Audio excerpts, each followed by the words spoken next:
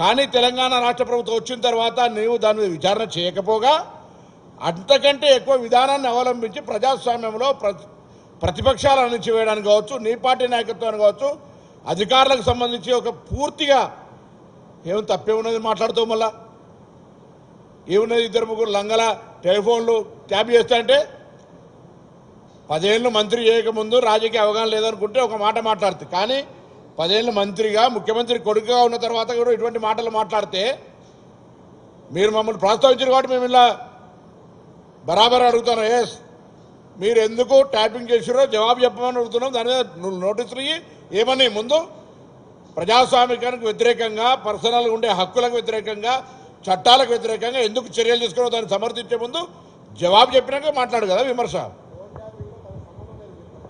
సంబంధం లేదన్నాడు, ముందెందుకు చెప్పిండు? ఆ 2-3 లంగలే చేసినాం, ఇది వాళ్ళ కమిటీ, నా స్టేట్మెంట్ కాదు అది. 2-3 లంగలే చేసినాం అన్నాడు. సంబంధం లేనప్పుడు ఆనాడు చెప్పాలి. నాకు సంబంధం లేదు ముందు నుంచి చెప్తే పర్వాలేకుండే 2-3 లంగలే చేసినాని నీ ప్రభుత్వం ఒప్పుకుంది.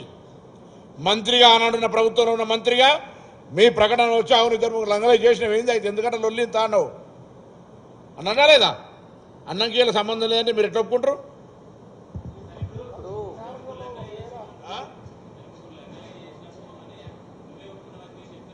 ఆయన నా మాట కాదు ఇది.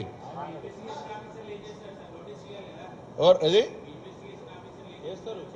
అరే ఇప్పుడు మేము అందుకే వాళ్ళకు స్వేచ్ఛ ఇస్తున్నాం.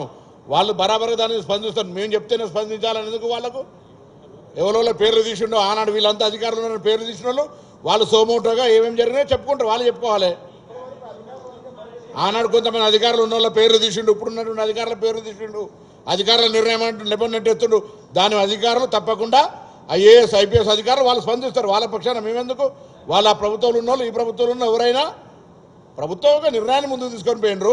బాధ్యత నువ్వు తప్పించుకొని ఇలా ప్రభుత్వం నుంచి పోగానే వాళ్ళని నెట్టేస్తే ప్రభుత్వ విధానం ఏదైనా చేస్తే బాధ్యత మా ప్రభుత్వం చేసిందని చెప్తాం, మేము తప్పించుకోము.